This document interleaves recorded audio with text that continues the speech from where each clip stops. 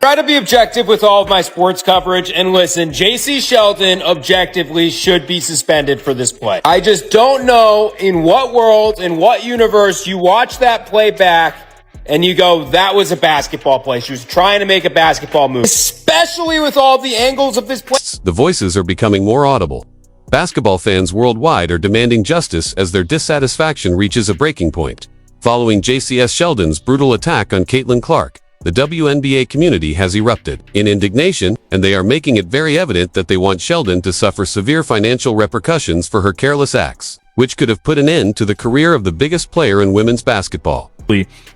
Targeting Caitlin Clark most of this game, and that is, that comes from a function of, she guarded her in one-on-one situations a lot up the court, and then rolled into a lot of doubles in the half court, but there was talking and chirping all game, and for me, it was punctuated by Caitlin Clark's final play before she came out of the game, where she stares Jacy Sheldon down, essentially demonstrates, she's like, if you poke me in my eye, I will shoot it in yours. And she crosses her, finds the favorite spot, free throw line extended from the logo area, big fuck you 3 to Jacy Sheldon, yells at the Connecticut bench, yells at the crowd.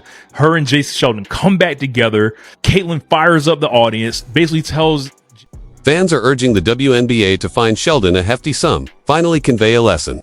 And the feeling is spreading like wildfire over social media and sports forums worldwide. The league must at least make the financial penalty so harsh that potential assailants will reconsider targeting Clark, if they are unwilling to safeguard their golden goose through appropriate officiating. Clark takes the court. Her opponents act like they've been booked for a main event brawl. The WNBA is doing nothing about it. Opponents aren't playing ball. They're strategically ambushing her. They're trying to injure her. Opponents bring chaos. She brings composure. And what Sophie did last night is completely valid.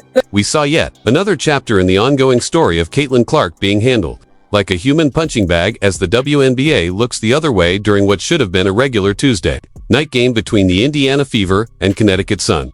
But this time, the assault was so obvious and threatening that even bystanders were unable to overlook Sheldon's motivation. There is a legitimate hatred there. If you guys have heard, this Ohio State team, this 2023 Ohio State team, hated that Iowa team. And this is Jacy Sheldon, who was Caitlin Clark's direct matchup in these games. Like I tweeted out, forget Angel, forget Dejanay. This is Caitlin Clark's one true rival. During a defensive play, Jacy Sheldon purposefully poked Clark in the eye. A move that might have seriously and permanently harmed the league's most valued player. The sly smile that followed this act was what made it even more heinous. Supporters quickly pointed out that this basketball play wasn't an accident, was a deliberate attack on the lady who has prevented the WNBA from becoming extinct on her own. The thing about that whole Caitlin and Jacy situation last night is it's like on a if you know thing. These two have been running the friendly fade on the court for like the last 4 years. They played in college, had great battles, so I'm not surprised. If you're having fun, please subscribe. The events that transpired next were similarly unsettling. Sheldon's aggressive actions continued when she grabbed Clark's arm and dug her fingernails into her flesh after piercing her eye. Another foul that the refs failed to call at all. Marina Mabrey then joined the assault, pushing Clark to the ground from behind as she was still flinching from the initial injury, as if the eye poke wasn't enough. I'm just going to be me. I don't go in there trying to predetermine anything. I'm dialed in. I need to focus on hitting my shots, making sure I'm executing the schemes right. I'm not focused on the extracurricular activities. And you know what? During that, it was just part of the game. I think the refs had a lot to do with that. It was a build-up for a couple of years now of them just not protecting, the star player of the WNBA. And so at the end of the day, I'm going to protect my teammates. That's what I do. And I'm a team player, so. The intensity of fan annoyance that has been growing for years was made clear in the immediate wake of Sheldon's attack. Social media erupted in calls for harsh punishment within hours of the incident, with supporters demanding anything from season-long punishments to hefty penalties. As fans of Caitlin Clark deluged Sheldon's Instagram account with critical remarks, ranging from accusing her of being unprofessional and resentful to wondering if she belonged in any professional league. the hashtag Jacy Sheldon started trending on several platforms. Or from the side, it's so obvious that she straight up leapt out towards Caitlyn and got her right in the eye. And the more I try and watch it back and you try to be objective, there is no world where this was a basketball play. And yes, she was playing tough defense on Caitlyn up until that point, but she leapt forward, and it's not like it's defensible where you can say she tried to get the ball, because her hand at that point was so far away from where the ball was. It's not like Caitlyn was dribbling the ball up near her face. How she was not ejected for this, I don't know. The broadcast was talking about it, and that's why Sophie Cunningham even had the opportunity to hard foul her at the end. I don't know. Figures in the media also joined the chorus of indignation. What is going on in the WNBA? Jimmy Fallon asked the WNBA leadership directly during his Tonight Show appearance. By all means, keep Caitlin Clark safe. Please, make this stop. You can identify the issue when well-known entertainment personalities openly criticize the league's shortcomings has moved beyond basketball. Barstool Sports' Dave Portnoy was unreserved in his criticism, labeling the attackers envious loser punks and advising them to join a recreational league where nobody is interested in them. The WNBA is not interested in this kind of widespread public attention. Bad press that reveals their repeated inability to safeguard their most important asset. He thought they meant the WNBA. What is going on? Protect Caitlin Clark at all costs, please. Enough of this. Please.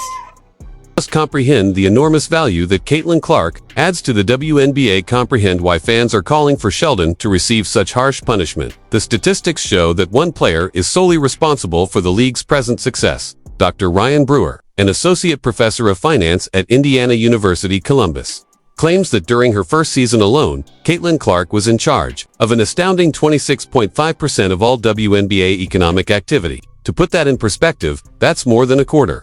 One player, earning only $76,535 in her debut season, was responsible for a large portion of the league's financial success. Brewer's 2025 forecasts are even more astounding. According to him, Clark may have a total economic impact on the WNBA this season of around $1 billion.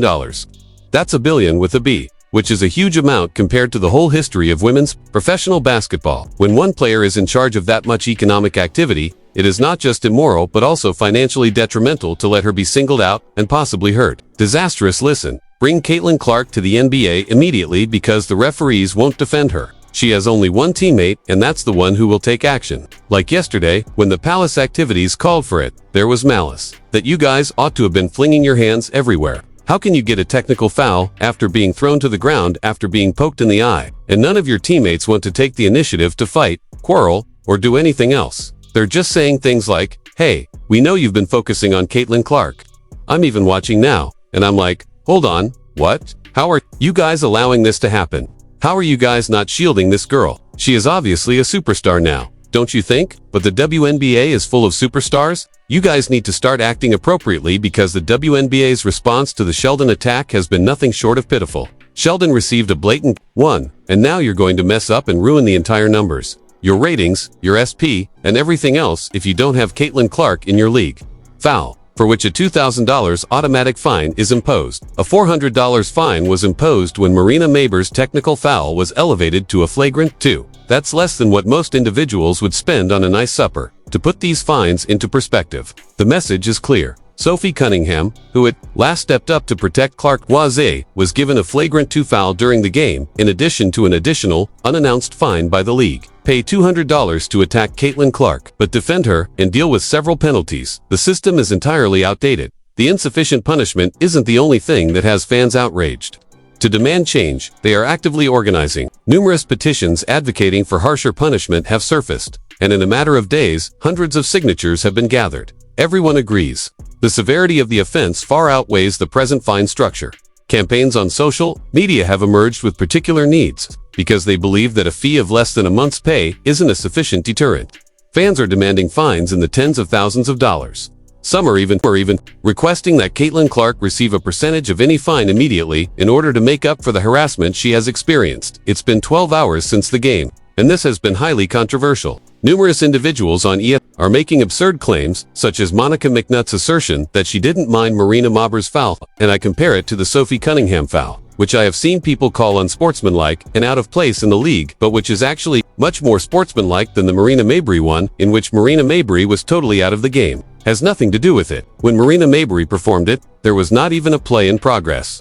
The reasoning makes sense from a safety and budgetary one. The WNBA might have lost hundreds of millions of dollars in income if Clark's vision had been seriously damaged. By Jacy Sheldon's eye poke. From a commercial standpoint, the WNBA's strategy to safeguard Caitlin Clark is completely nonsensical. The largest phenomenon in the history of women's sports is there in front of them. A player who has improved their television ratings, attendance, and item sales. However, they're permitting her to be methodically players with agendas and resentments. Target when she performs. Television ratings triple, and teams are unable to sell seats without her. The wise corporate decision would be to guarantee her safety and success by imposing harsh financial penalties on anyone who targets her, as entire cities rearrange their venues to accommodate the audiences she attracts. Think about this. Almost completely as a result of Clark's arrival, the Indiana Fever's franchise worth increased from $90 million to $340 million in just 1 year. That's a $4 billion boost in value that can be attributed to a single player. A $2,000 fine for attacking that player is not only insufficient but also financially reckless when that much is at risk. Caitlin Clark is a once-in-a-generation talent who achieved enormous success in college and has since advanced to the WNBA, where she is far superior to almost every player.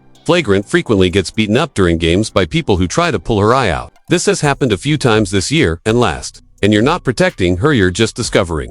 Supporters of Sheldon are increasingly claiming that Caitlin Clark should receive direct restitution for the mistreatment she has experienced. The reasoning is simple. A player should receive more money than her usual salary. If she is being singled out in ways that no other player in league history has encountered, and if this is directly connected to her enormous value to the league, when weighed against her economic contribution, Bart's present wage is absurd. Despite producing almost $1 billion in economic activity for the league, she is earning $78,000 this season. That is an investment return.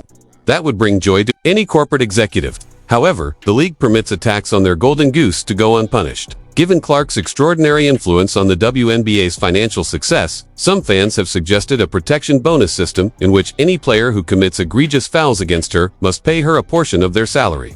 Others have suggested that the league itself should support Clark with additional compensation for long-term treatment that goes well beyond typical basketball competition. Caution, they don't even have B and C level stars. Thus, one could argue that she is an A star. It falls from A to D. She represents the entire league, and they permit incidents such as the one against the Connecticut Sun last night. Observe Caitlin Clark as she attempts to make some room. She appeared to have been struck in the eye there. Marina Mabrey and Donna. I missed that one. Yes, I did miss that one as well. It wasn't just a hard foul accident, and Caitlin Clark hasn't responded as of yet. What's the purpose of sticking a bone in her face? And then instantly, I don't believe Caitlin's. She pushed her aside by extending her arm.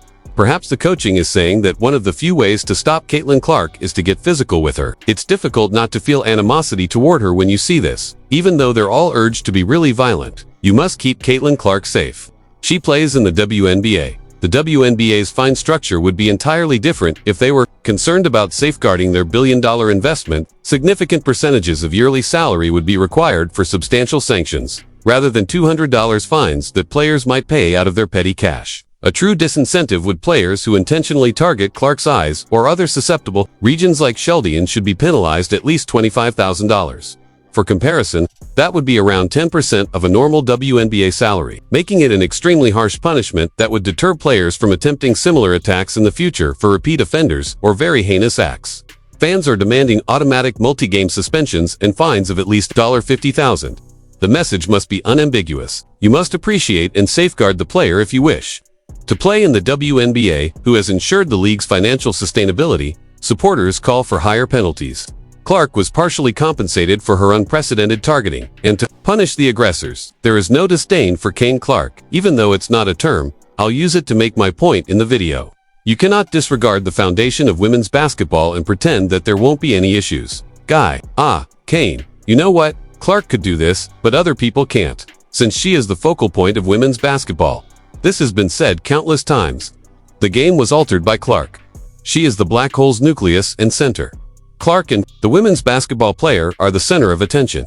Due to her influence, the WNBA referee's persistent failure to adequately safeguard Clark during games is one factor contributing to the fan outcry.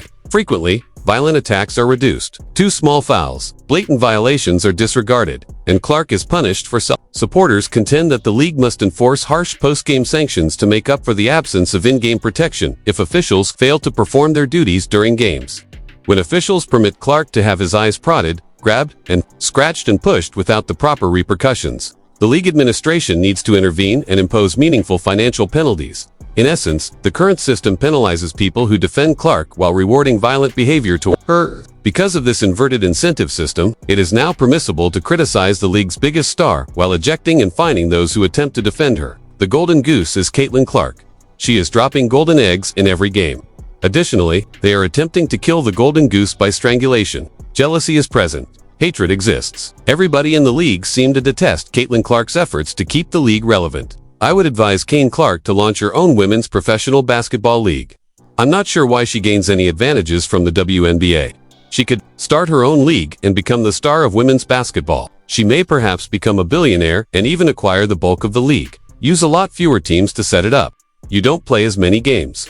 Indeed, they used Live Golf, and I believe that fans would follow Caitlin Clark everywhere she travels. The WNBA's inability to safeguard Caitlin Clark puts her career in jeopardy by allowing unchecked violence against her will only intensify the threat of severe harm. Fans outside of the league acknowledge Clark's tremendous worth and her devoted following.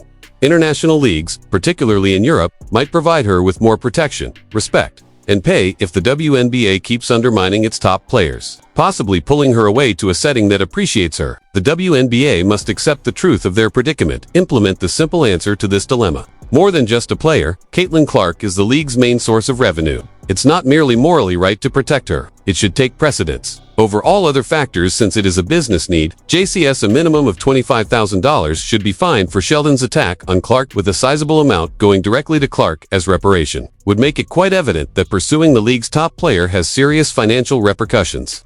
Sheldon should also be suspended for multiple games to emphasize that such conduct will not be accepted.